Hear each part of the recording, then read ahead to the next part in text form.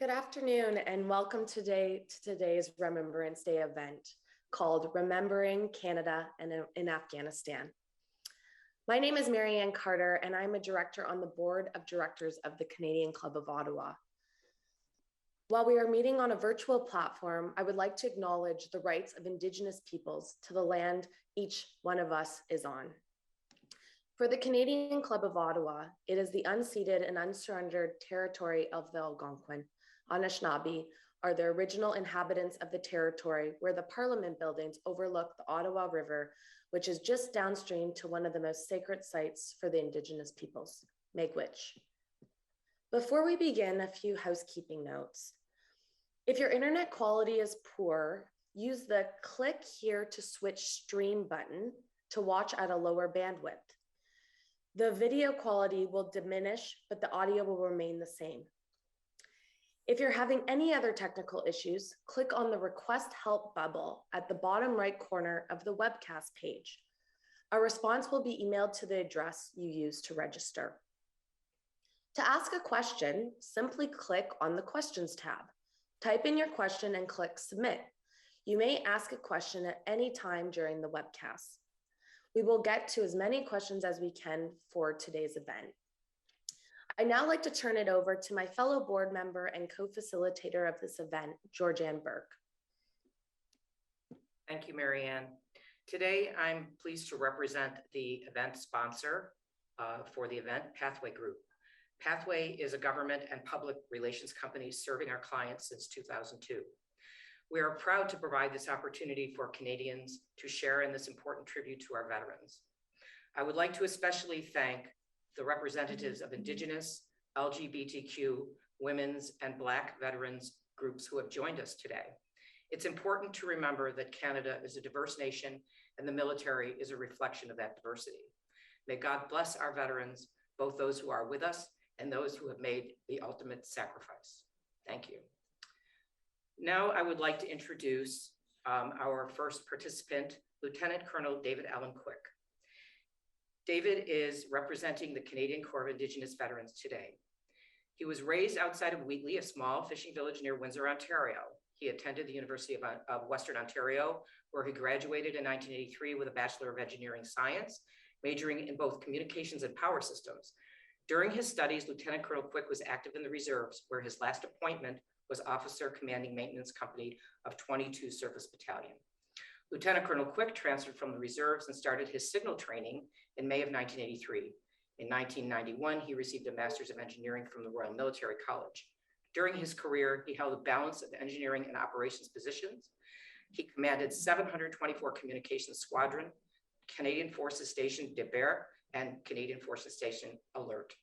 In 2003, Lieutenant Colonel Quick discovered his Indigenous heritage through his cousin in the US. He traced his heritage to a Cherokee tribe in West Virginia. He then joined the Echota Cherokee tribe in the US.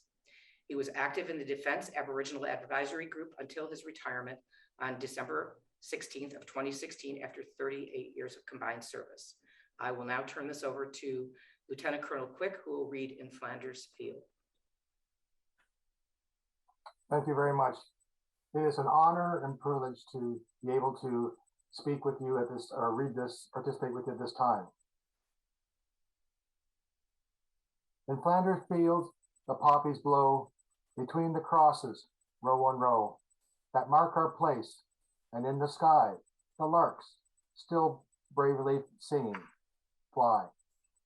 Scarce heard amidst the guns below. We are the dead. Short days ago we lived, felt dawn, saw sunset glow, loved and were loved, and now we lie in Flanders fields. Take up our quarry with the foe, to you from failing hands we throw the torch, be yours to hold it tight. If ye break faith with us who die, we shall not sleep, though poppies grow in Flanders fields.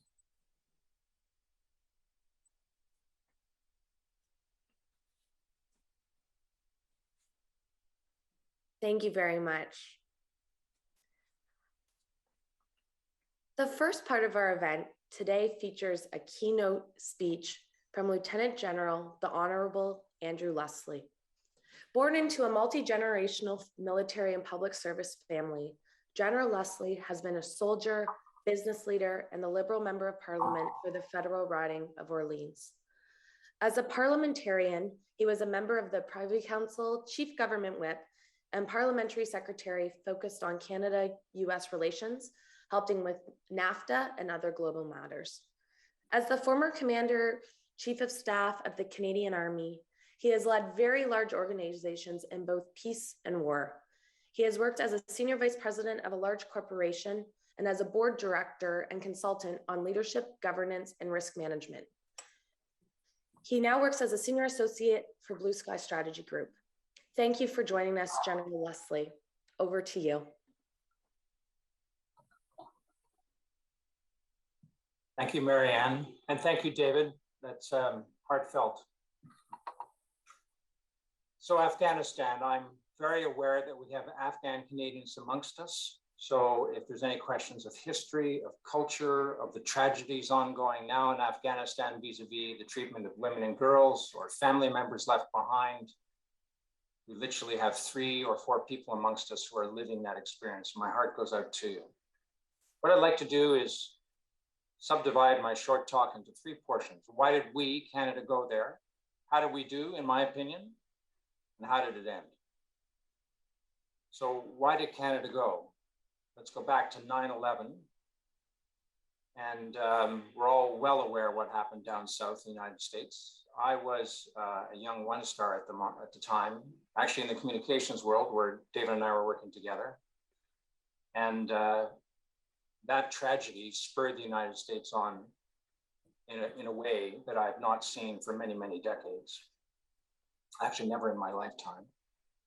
Suffice to say that the pressure on Canada, both moral and actual, to participate in the hunt for the guilty and their punishment for doing that, which they did, was extreme.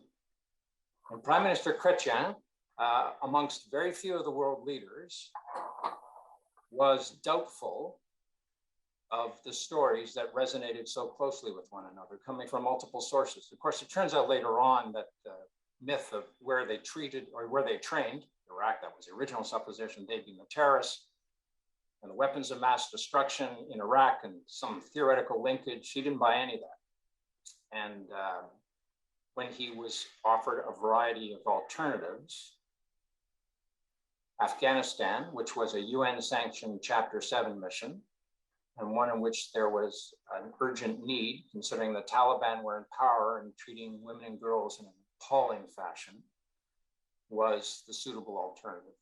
And that's why we went. And by the way, this is not speculation on my part.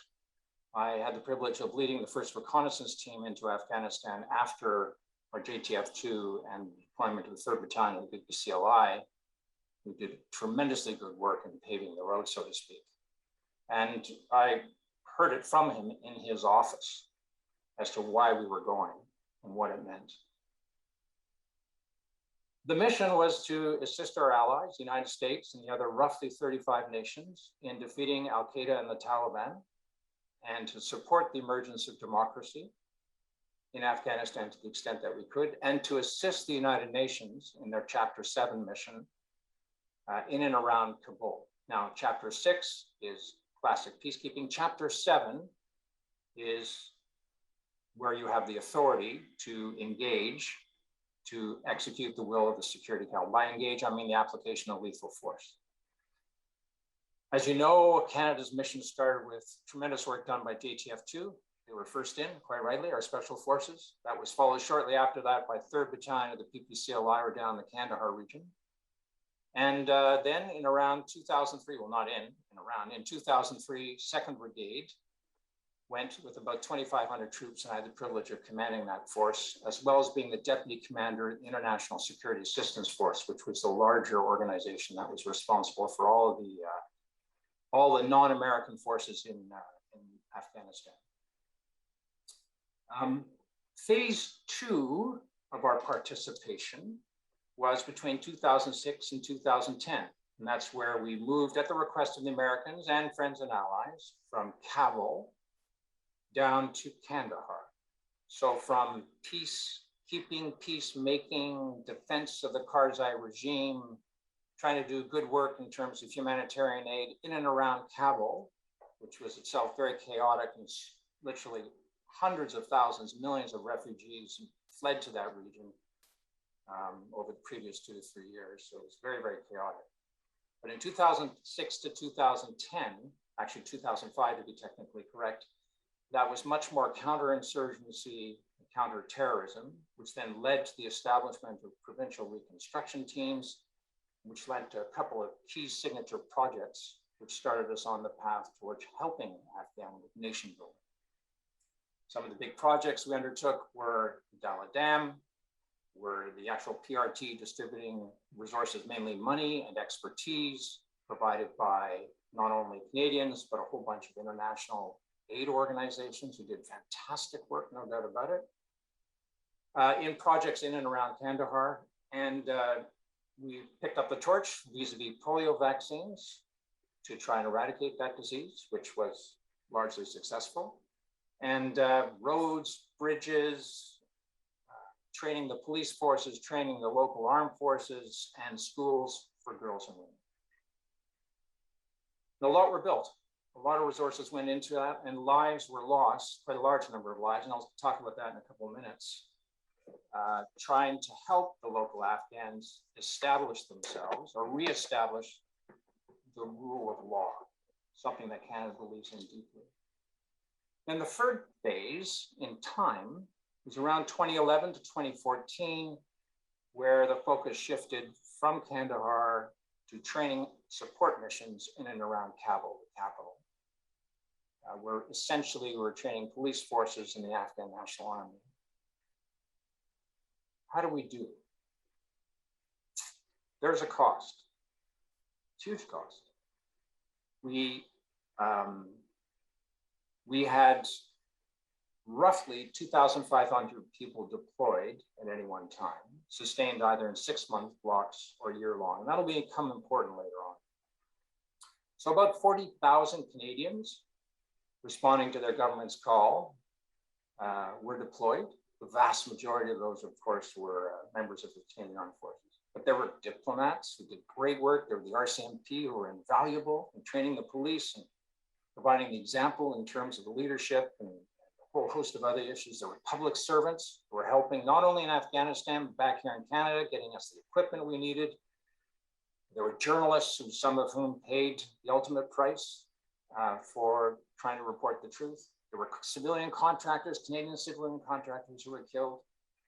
And the cost was 165 killed in total.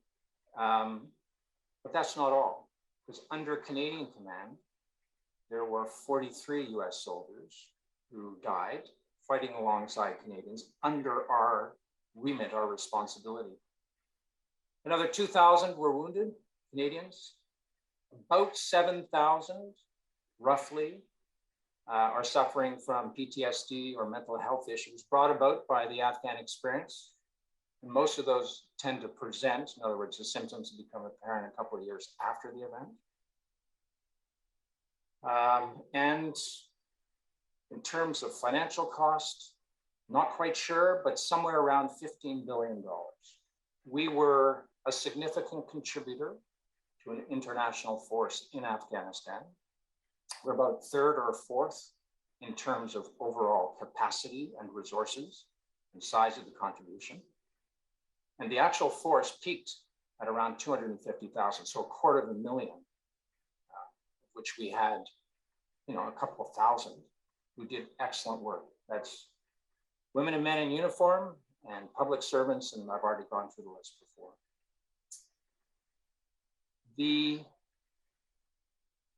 The actual results, or how did we do, I think we did a pretty damn good job. Were mistakes made? Of course. But did we save lives? Absolutely. Did we accomplish the 3 tasks that we were originally set out to do, which is, if you may recall, essentially deploy with our friends and allies, try and defeat Al-Qaeda and the Taliban in the region? Yes, yes. Defeat, though, does not mean they're completely eliminated or that they all go away, as we now know. Did we help with some of the instruments in terms of democratic form? Yeah, we did.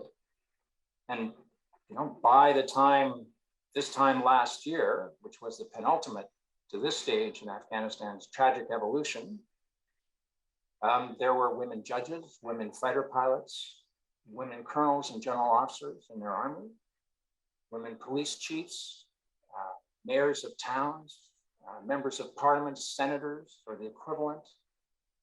There were lots of women educating girls in schools. There were women who were contributing dramatically to the arts, to the sciences, renowned athletes. And all that would not have been possible without nations such as Canada stepping up to the plate. Let me try and explain why it's important for even nations such as ours. When I say even, in comparison to some of, for example, the United States, who at one point had close to 350,000 soldiers and public servants deployed around the world at the height of what they call the war on terror. But it shows international will. It's very important that you arrive being prepared to essentially do what has to be done within the constraints of law, common sense, and morality to help the team get it done, not as an individual nation state, but as part of a collective.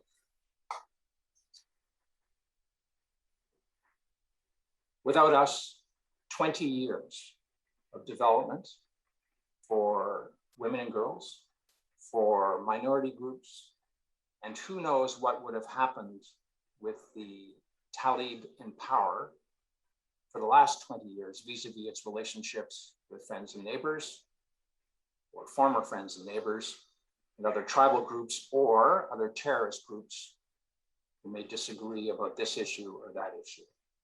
I submit that not hundreds of thousands, but millions more of Afghans, poor, downtrodden, would have been on the move, either into Pakistan or leaving Pakistan for other regions.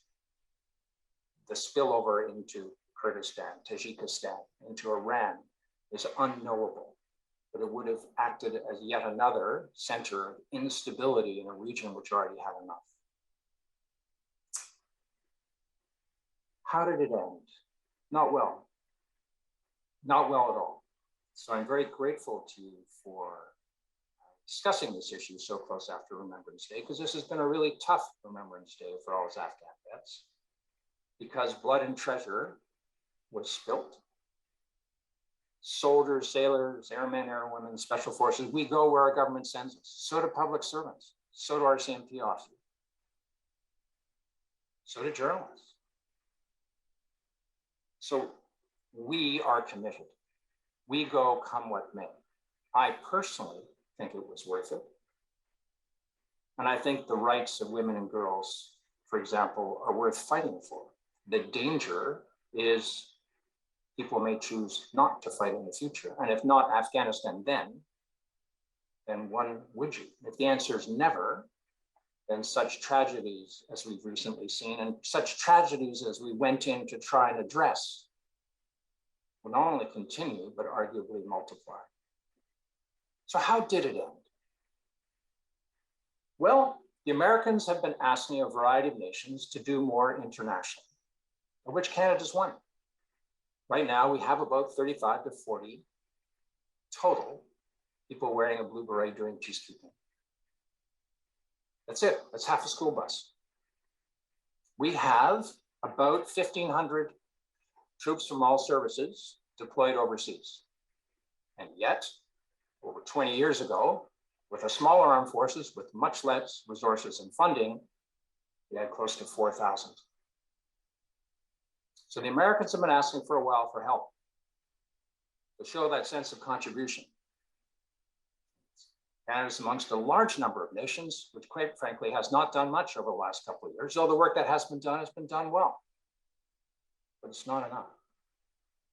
And President Trump, realizing that Afghanistan was a very unpopular war, as many have become in the United States, the forever wars they call them, was tapping into a strong constituency of his, who were tired of seeing their sons and daughters go overseas and die when other friends and allies not just Canada, wasn't bearing that burden. And so he started discussions with the Taliban about withdrawal. The trouble is, he told the world, especially the Taliban, that a finite horizon was in place. So they realized that actually they didn't have to give up anything until such time as the United States was going to come out. That attacked the morale of the Afghan army and the morale of the leaders inside Afghanistan's structures, democratic structures. President Biden came in. I've met President Biden several times in previous careers, once or twice as an army commander, once as a member of parliament. He knows his biscuits. He's a policy wonk. He knows about Afghanistan. He knows about Iraq. And from his perspective, he was tapping in as well to a mainly Democratic constituency, which was equally tired of bearing this burden alone. And he supported the decision by Trump to pull out. However, he and a whole bunch of other folks underestimated the speed with which the Afghan forces would collapse. And let me try and explain from my perspective, as someone who spent a bit of time there, actually quite a bit in comparison to most others, but not nearly the same as anybody who's lived there as an Afghan. And I won't pretend to try and understand the complexities as well as they do. But if you spend 20 roughly years training the Afghan army to rely on long-range artillery fire, or fighter bombers to drop bombs, or heavy weapon systems when they run into trouble, and they turn to their friends and allies, the NATO or coalition forces, to provide that. You tell them that we're going to be around for a while, just like Western armies and armed forces have been around to help reconstruct Germany or Japan or other issues or other countries in the past. And suddenly they read that not only are those assets which help their troops under combat conditions going to disappear, but indeed all the Americans, and as soon as that happened, all the allies will as well, and quite quickly. And so their morale collapsed literally overnight, and it's fully understandable. The Afghan army was about 350,000 by 2017, 18, 19. That's a large number. But if you take hope away from those who fight, if they don't see a glimmer of possibility of either victory or trying to achieve their goal of freedom from the oppression of the Taliban and those who are like them, then it's very understandable. And of course, we all watch it on TV. And quite frankly, though the individuals involved, some of the individuals, the vast majority actually, involved in the evacuation mission did a good job, we as a country did not. Remember how I said we had about 2,500 to 3,000 people deployed there all the time? Every 6 months, we'd move 2,000 to 3,000 in and 2,000 to 3,000 out. So moving 3,000 people is not a big deal. And in those days, we didn't have the same number of very large airplanes that can carry 500, 600, 700 at a time. So the fact we only got 3,000 of the roughly 10, 15,000 Afghan friends that we left behind is not acceptable. The fact that the bureaucracy took so long to respond is not the fault of the bureaucracy, that's the fault of the political leadership. That is not acceptable. The fact that so many Afghans are still desperately trying to get out of there, and there's a whole bunch of veterans organizations, of which there are many Canadian Afghans who are members of those veterans organizations here in Canada, and no funding has been provided to them while they do their good work in terms of establishing safe houses. Conduits out is unacceptable. So it hasn't ended well, which makes it all the more difficult, if you would, to rationalize the tremendous costs that Canada has placed on those who served, but not intentionally. We went voluntarily. We went because it's our duty, be you in uniform or not. But the idea of not participating, of not actually being able to discern that this was an issue worth fighting for or contributing to in some other measure is a failure, if you would, in some of the political reporting, the intelligence gathering, and not listening, quite frankly, not listening to the many thousands of Afghan Canadians amongst us who were all saying the same thing. They were. I was talking with many of them, well, not as many as you, but with some of them anyways. So who would be our best source of information as to what's going on in a country that's going through such tragedies as those who's recently fled those very tragedies, which make Canada such an attractive option for them? We ignored their voice. We should have done better. What's next? There are some who argue that the Taliban have changed their stripes. It's possible, but highly improbable. They are the same misogynistic, cruel, abusive, power-seeking gang that they were when we displaced them back in 2001, 2002, and 2003. Matter of fact, if you look at the Taliban cabinet and government, about 50% I recognize from times before. I may not have met them personally, but there were pieces of paper all over the various office walls saying, you know, wanted. They're still around. Not much has changed.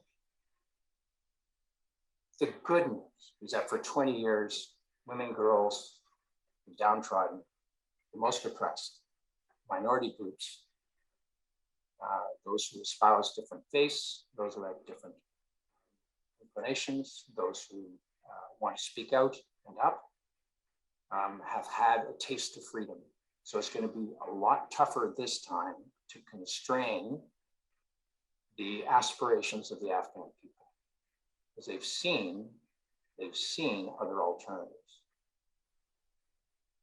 Way back when, 2003 and 2004, there were elections held, and I remember going to visit some of the long lines who were voting for not only president of the country, but also the leadership of the various districts and provinces.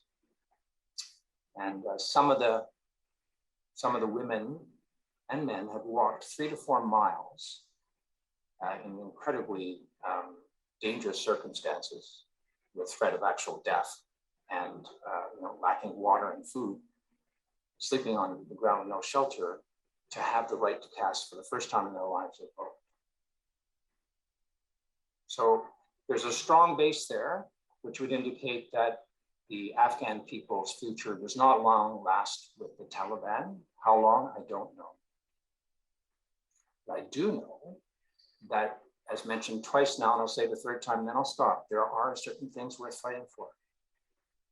And I think what is happening and what has happened to people such as those in Afghanistan is something that Canada should be stepping up to the plate to do more about, either it's peacekeeping or peacemaking. And then on that note, I will stop. My intent was not to be unduly critical, but to be as blunt and forthright, and I believe, considering most of the facts, as accurate as possible. Thank you for your attention. I'd be delighted to take any questions. Thank you so much, General Leslie. It was incredibly moving and extremely educational. We just have a couple minutes for questions, and it invites folks, if they have any throughout the rest of presentation, we can try to get them later if we run out of time.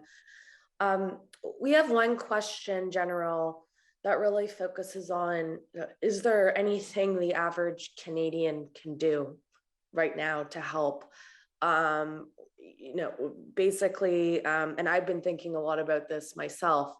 If you had any advice on how someone like me or the panelists or the participants tuning in, would it be to get involved with some of these local organizations, or what would your suggestion be? Thank you, Marianne. It's a great question that you're channeling through whoever asked it. That is the short-term solution for right now. The crisis of the moment is we have thousands of Afghans who've helped save our soldiers' lives, who've helped our diplomats negotiate, who've helped our reconstruction experts from a whole host of fields get out there and work in redoing irrigation systems. They've helped the RCMP train. and they and their families are under threat of death. And if people think the Taliban have changed, I've already debunked that myth, I hope. I'm just going to say it again. They haven't. They're as vicious and as dangerous as ever. They just got a better social media profile because they've learned a little bit over the last 20 years. So get involved with the Afghan groups. Pressure your member of parliament to ask them why on earth isn't funding being allocated to these local Afghan Canadians and veterans who know Afghanistan an awful lot better than anybody else that I could possibly think of in Canada, and who know where the resources have to go. Push it down and out. Stop micromanaging at the national level, because that leads to, essentially, it's a crude term, constipation. You need to blow through that. You need to get the resources down and out. There's lots of groups that are already set up and running, and they have not received a penny. So I'll stop there. Thank you. We have a couple of questions, but they all centered around that very thing. So we can tell what's on the mind of participants. So I guess the action item for everyone is to go right to their member of parliament and also get involved in the community. I certainly will be doing so. Thank you again, General Leslie, for making the time for this very important discussion. I'll turn it over to Georgianne to take it from here.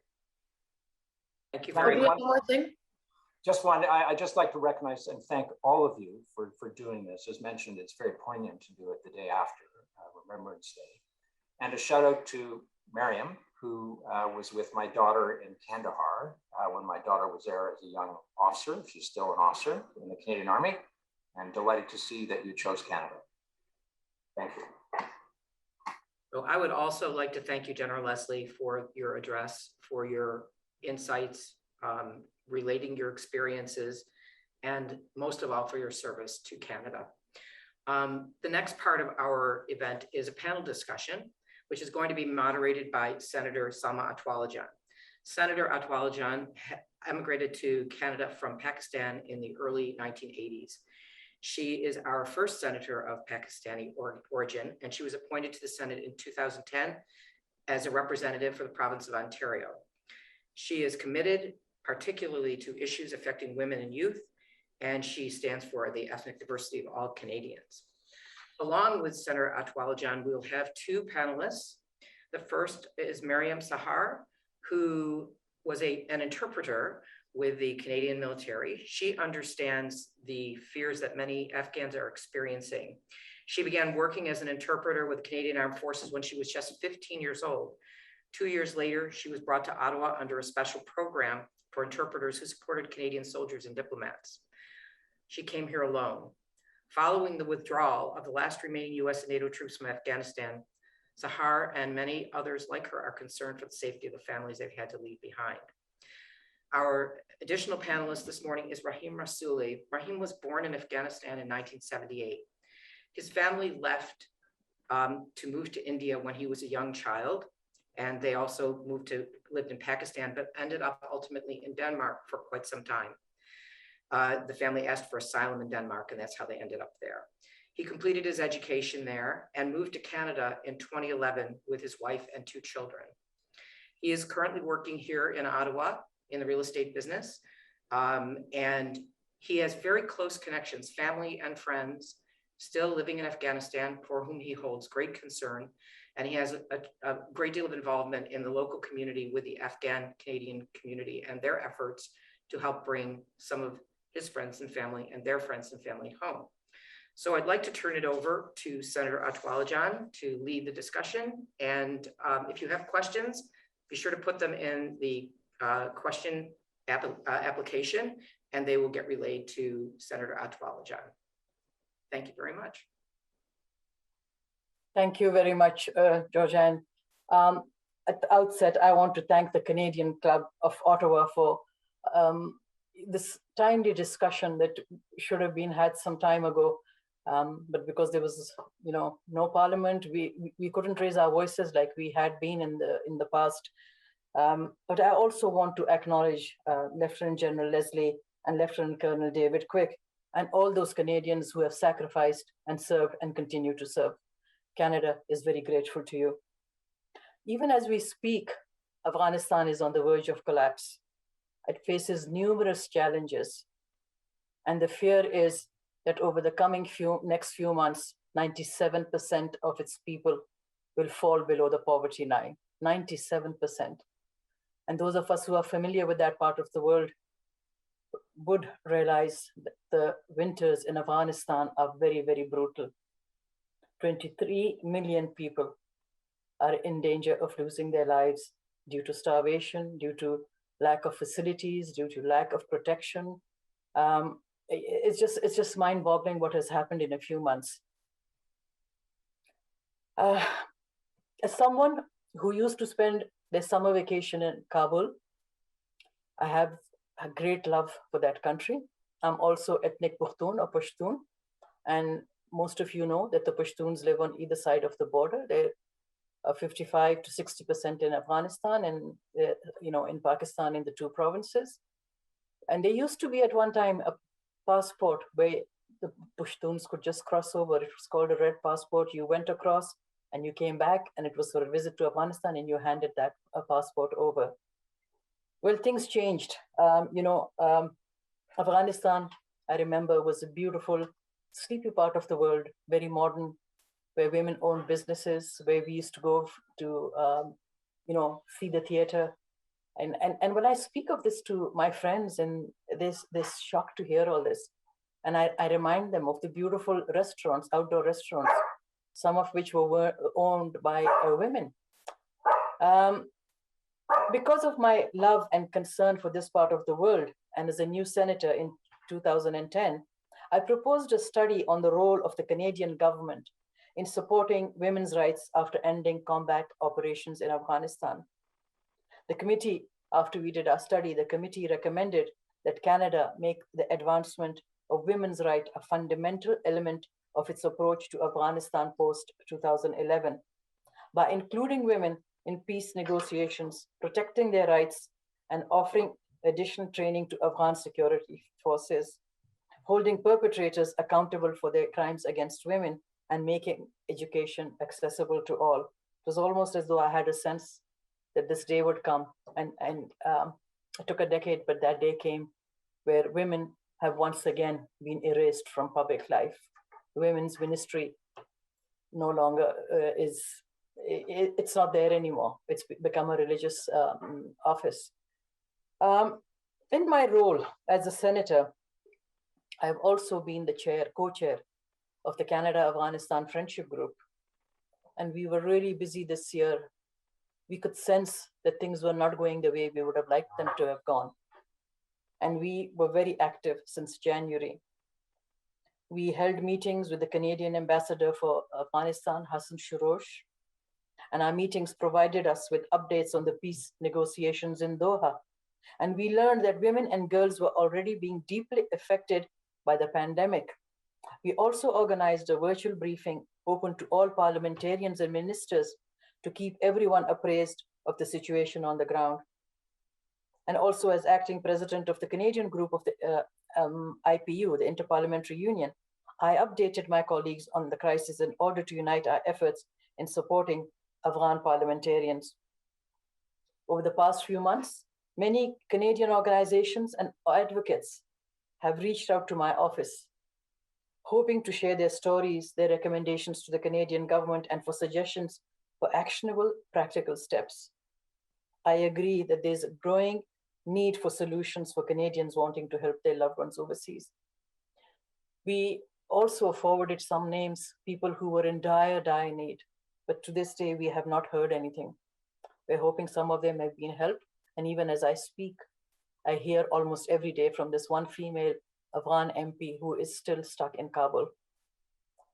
So, my commitment to Afghanistan will continue, but I think there's more important stories that we need to hear from Mariam and from Rahim Rasuli. So Mariam, I will turn to you to take the discussion forward. Thank you. Thank you so much, Senator Ataullahjan, very much appreciated. And I really want to thank General Leslie for delivering such a fantastic speech and telling some harsh truth as well.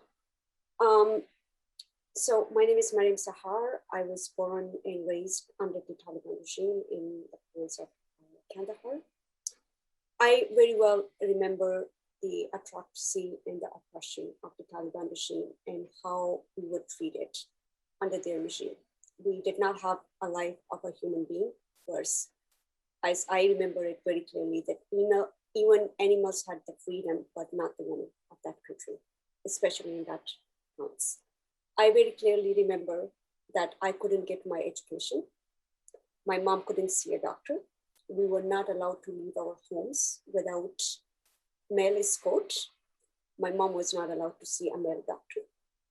And all the others, poverty, brutality. And every day, not every day, but every Friday, execution, stoning of women that occurred in the stadium of Kandahar by the Taliban, just because a woman had a relationship with a man without a marriage or adultery. I very clearly remember this one execution day where I went to a stadium to bring the water because we did not have a water in our homes. And I was, as a young kid, I was curious, why are there a lot of men gathered in the stadium? And I wanted to see what was going on. And so I took the opportunity to go and see inside the stadium. And I remember very clearly this member of the Taliban group was telling me at the main entrance, if you're getting inside, you better have stones in your hands. As a kid, I wanted to see what was going on. So I took the stone in my hands. And then they took me very close to the hole that was there at the stadium at the time. And I see a woman all covered in a blue burqa, surrounded by all these men. And there is a scholar, a religious scholar from the Taliban, saying that she committed a crime that's punishable with the stoning to death, and that's adultery, and calling on all the men to start throwing the stones. So to this day, I'm 27 years old now. For me, the screaming of her, the pain, the blood, and men throwing stone at her till the last until she was dead. I remember that very clearly, and I will never forget it. It changed my views. It changed how brutally and harshly we were treated under their regime. And as General Leslie pointed, I also strongly believe these people have not changed. Slowly, they are going to bring back the same harsh penalty and the brutality and oppress women. And we are always seeing that right now, how they have asked women not to go to school from the age of higher than 12 till 17, 18. We're seeing that they have not changed. And right now, with the slow start, the only reason is that they are looking for the recognition of the international community. Once they get that, they will get back to their old way of brutalizing women and oppressing women the most in that country. I also remember a very good story, and I become sometimes very emotional about the international community mission, especially the Canadian mission in Kandahar. Because in 2002, the same stadium, I was there to take my first educational parade in this same stadium. And I remember this very clear memory that when I was taking that educational parade, I was looking at the spot that was filled with the green grass instead of a hole. And I was thinking about that woman. And that's when I took in a strong position as whatever happens, I'm going to get my education. I have the support of my father, who so strongly believed in women's education in women's work. And he's the best feminist father that I have been blessed with to have in a country like Afghanistan. I had the support of him. And he said to me from the onset of the mission, because he lived his life through the Russian times and, the grandfathers. And he always said to me that, Mariam, the military have come here. They will not always be here. The school you have today, it will not be here for you tomorrow. Get your education, do your best, contribute to peaceful Afghanistan. And he also said to me, when you see the dust on the shoes of the soldier, know that that soldier, him or her, has returned from a battlefield to make sure that you get to go to school and get your education. So honor them, respect them, show your gratitude, because these people don't have to do that for you, but they're doing it because they want to give you a good life. They want to give you an educated life, and they want to have a good Afghanistan. And that's when I graduated. I was educated in a Canadian funded school where I learned my English and my computer, and I felt the duty to help the people who came to Afghanistan in their mission, the mission that was for the better of Afghan people, especially women.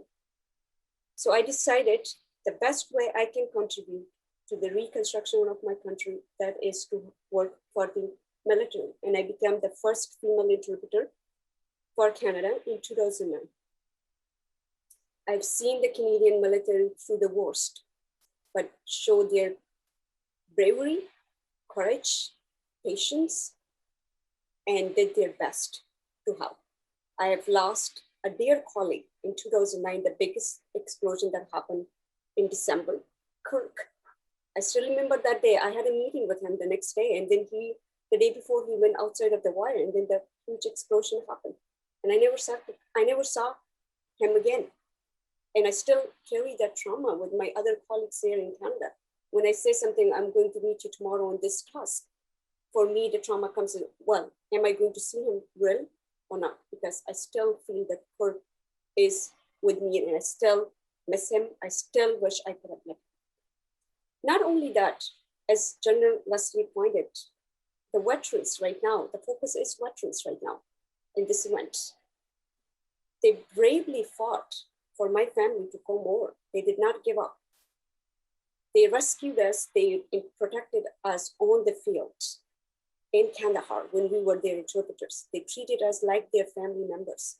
But 10 years later, when we needed their help, they stepped in like a family member would do to fight for our families.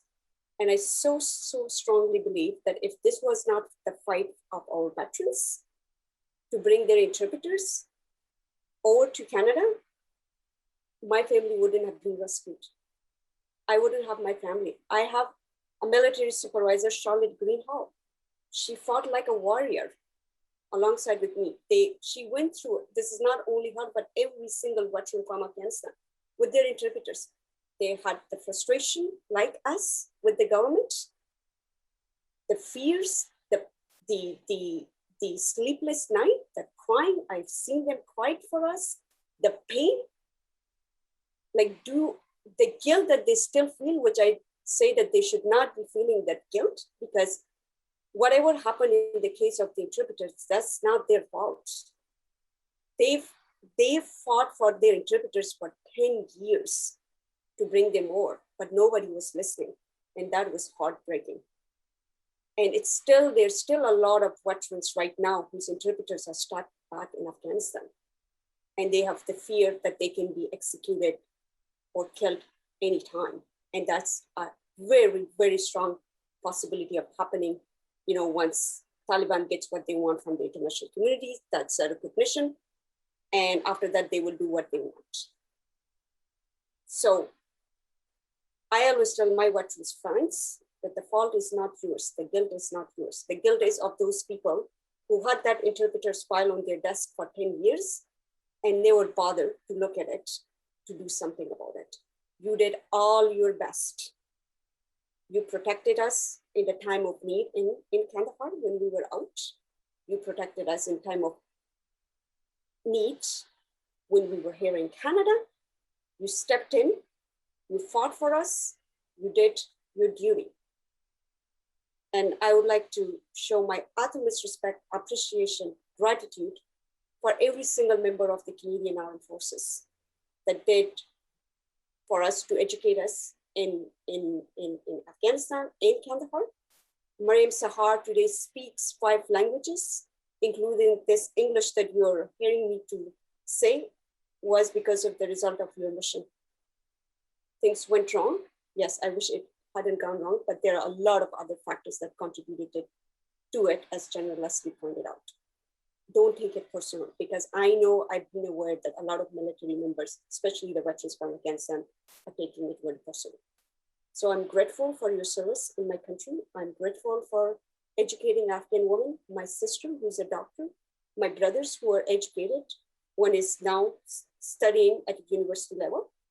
The other two are trying to build their life here in Canada. That wouldn't have been a possibility for million and million Afghans, including men and women in that country, if it was not for your mission. So thank you. I hope I did not speak a lot, but thank you so much.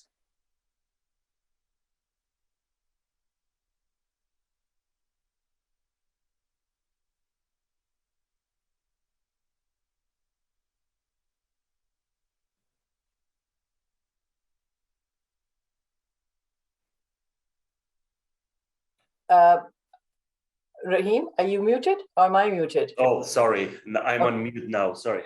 Hello, guys. Rahim Rasuli here, born in Afghanistan. Came to Canada in 2011 through some other countries, Georgia, and explain it to you guys. Thank you so much, Mariam. I really enjoyed very educational, and thank you for your services. My main concern about our ongoing situation is the Afghani people who were left behind, who served our Canadian forces and helped Canadian forces. That is something that that I have been discussing with a lot of Afghan Canadians in Canada. Most of the majority of them agree that things should have been otherwise. That's number one concern that we keep talking about here and there with other Afghan Canadians in Canada. And of course, women's right is also one of the topics concern. As General Leslie and Mariam put it exactly the way it should have been, is they were power hungry, misogynistic, a group of gangsters who like to call themselves government, which they're not. History has repeated itself. They were shooting people, shooting women in the stadium, and they're doing it again, and they will do it again. They're not different. They're still same people. They like to call themselves Taliban point or improved version of Taliban. They're not. They're still hanging people. They're still executing people, public execution, journalists, whoever raised their voice against them. So that's a big concern. Women rights and Afghanis that were left behind who helped our Canadian forces here. And number three would be the shortage of food coming up in the winter. Winter is now around the corner, and the reports coming across internet, I'm sure you might have read it, well over 9 or 10 million Afghani people, children, women, men and women will starve during harsh winters of Afghanistan. So those are my major concerns. I try to get involved. I try to help any way I can. And Teresa Whitmore introduced me to Donald, her husband. Well, Donald introduced me to one Afghan family, and I try to be there for them and guide them through their new city. So those are small stuff, very minor stuff compared to what Mariam has done for Canada and Afghanistan, but I'd like to try to do my part. So those are the concerns and the voice that I have heard from other Afghanis in Ottawa, and trying to convey to you guys with best possibly I can. So that's it from my side, and thank you, the Canadian Club, for arranging this. And thank you, General Leslie, for your services, and Mariam, you as well, and all our armed forces who has done a lot of sacrifices for Canada and Afghanistan. Thank you so much, guys. Thank you, Rahim Rasuli, for that. I have a couple of questions. We do have a few minutes, so maybe if I could get very brief answers from you. What are your concerns regarding the mass exodus of people? Will there be a brain drain effect? My concern is that if we've got a lot of the women, there are some brave women who are continuing to demonstrate in the streets. And I mean, you know, when I see those images, I'm so proud of them. They don't care for their safety. They're out there protesting against the Taliban, you know, and I applaud what they're doing. But I'm also hearing of a lot of women, some who I knew, you know, who are in the police, who were judges, and they are leaving. My big fear is that the young women and young girls of Afghanistan will not have any role models to look up to. What are your thoughts on that, Rahim and Mariam? If you can be... Very good point. We have thousands and thousands of young women who were serving. Mariam is one of the examples here. That would be catastrophic for a country to not to have role models like them if everyone is leaving. And of course, but they don't have choices. They're being targeted, they're being executed, they're being put in jails just because they raise their voices. As mentioned, the group of people who like to call themselves government right now, they're afraid of smart women. And there is thousands of them in that country. So that is what they're doing. They're trying to shut them down however they can. And we've seen the brave women, they come on the streets, they get beaten up by this group of people. They're brave, they're not shutting down, they're not backing off. Unfortunately, the concern is there. There is no solution for that for now. I wish there was. So we can support them. Mariam, what do you think? Well, in my opinion, just like what General Leslie pointed in his speech about the morale, you know, how our Afghan National Security Forces lost the morale when they saw that the Americans are withdrawing and other countries are withdrawing as well. So it's the same thing for a young woman like us as well. When we saw that there no longer support from the international community, including from Canada, you know, we lost the morale as well. We were bravely, and I admire these young women on the street a lot, but at the same time, I also go to bed being in fear that I will hear the news that one of them would be killed or executed. And as you might have heard about the 4 women who were trying to get out of the country in Mazar-e-Sharif.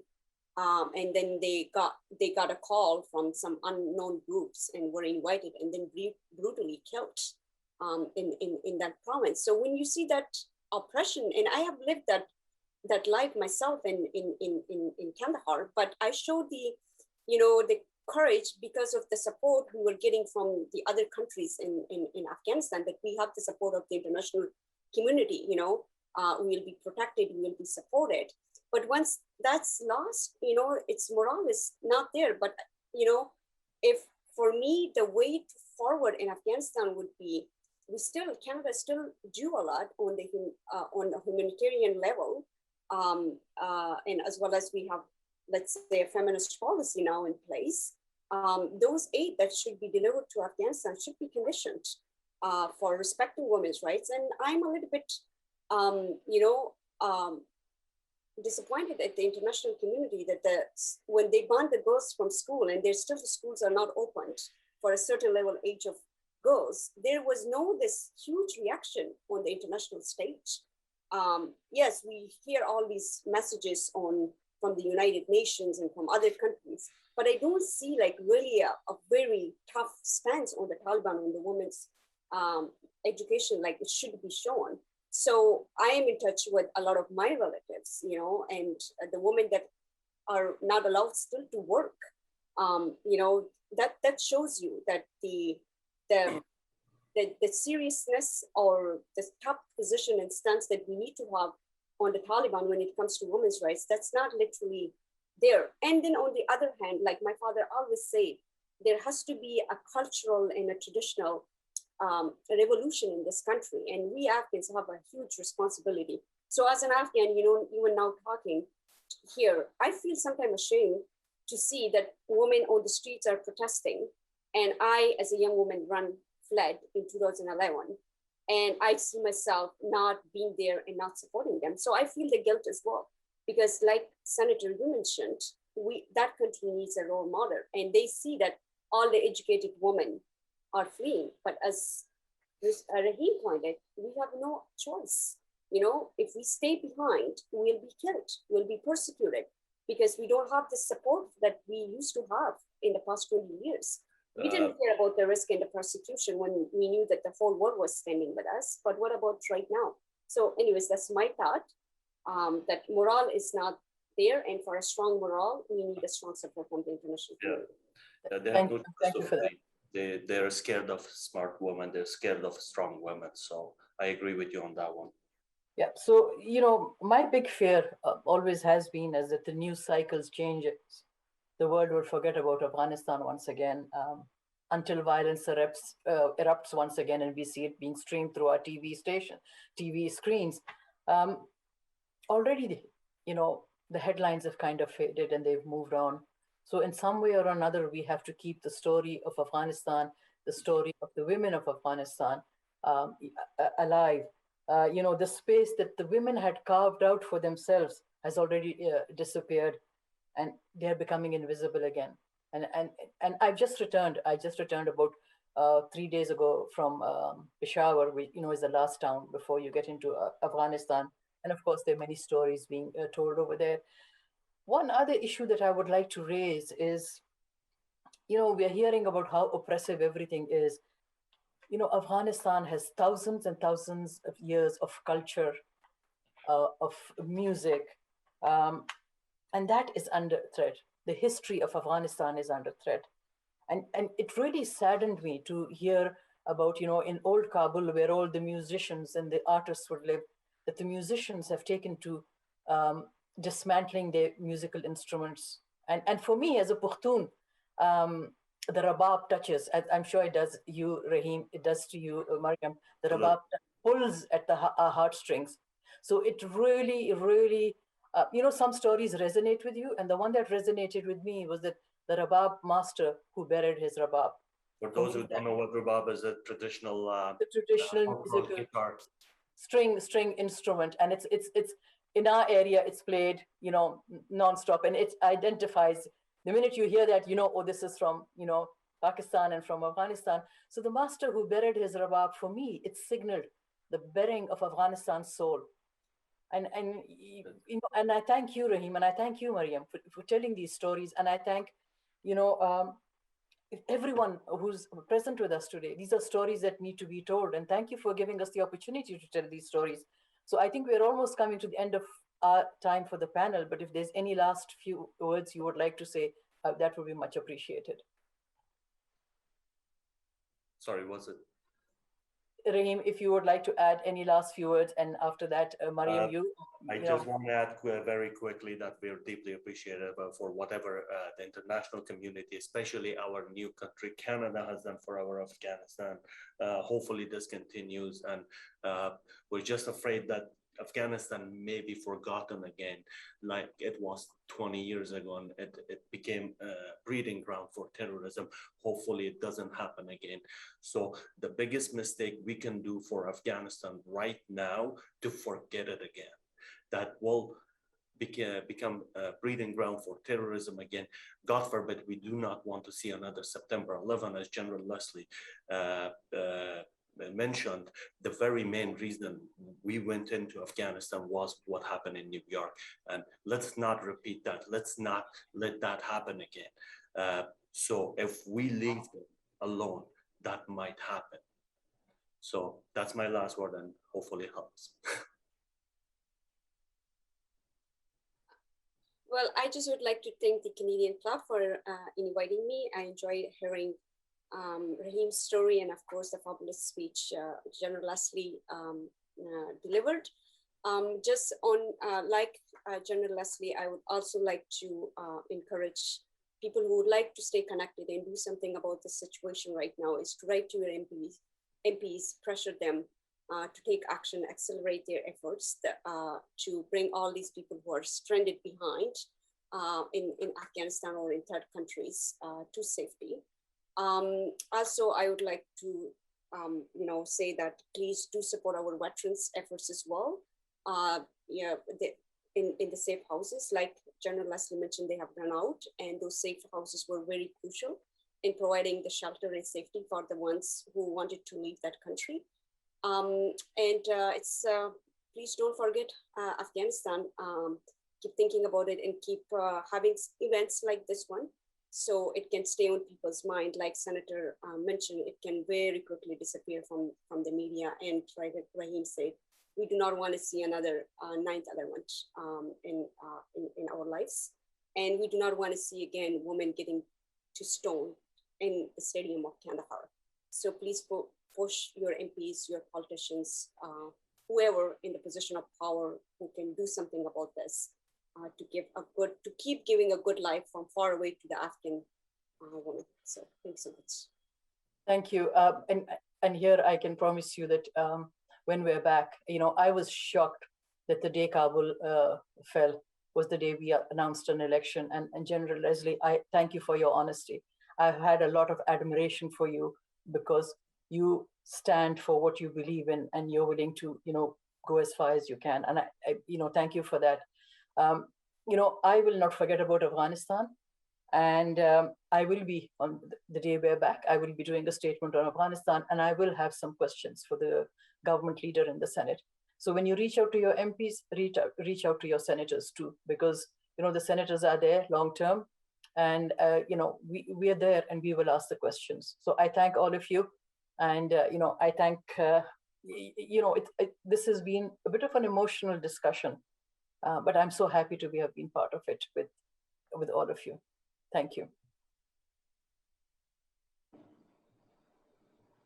Thank you, Senator Salma Ataullahjan, and thank you all for that very sobering discussion. My name is Awais Osman. I am the president of the Canadian Club of Ottawa, and it is my privilege to thank all the panelists and all of you for joining us today for this very thoughtful discussion. As many of you know, the Canadian Club of Ottawa is a historic forum. It's existed since 1903 to convene Canadians on important issues that matter to Canadians. And over the years, we have invited countless speakers, leaders in business, culture, politics, academia, and the arts. But as I listened to this program, it became clear that we can't take for granted that all of those aspects of Canadian civil society depend on a certain measure of security, safety, and freedom. And so, we're very grateful for the panel today as we reflect on the many Canadians and Afghans who have sacrificed life and limb to secure that freedom, both at home and abroad. So thank you to our distinguished speakers. Thank you to Lieutenant Colonel David Quick for the introductory poem. Thank you to the Honorable General Andrew Leslie. Thank you for Senator Salma Ataullahjan. And thank you to Maryam Sahar and Rahim Rasuli for your perspectives during this very important discussion. I found them sobering at times. I found myself experiencing sadness, but also experiencing hope that there are many Canadians with renewed care and concern to continue to support Afghanistan. And thank you all for joining us today on this very important discussion. We hope that you also found it insightful. We want you to stay tuned for our upcoming programming at the Canadian Club of Ottawa. You can follow us on our website. We have an upcoming event and look forward to hosting you again for an exciting panel in December on the important issue of climate finance. So we look forward to seeing you there. Today's event would not have been possible without the generous sponsorship of Pathway Group. And so we thank Pathway for your support for this very important discussion. To conclude the program, we'll shortly play a video of the last post in commemoration. The program will conclude after the end of that video. So thank you again for participating, and we hope that you have a very pleasant evening.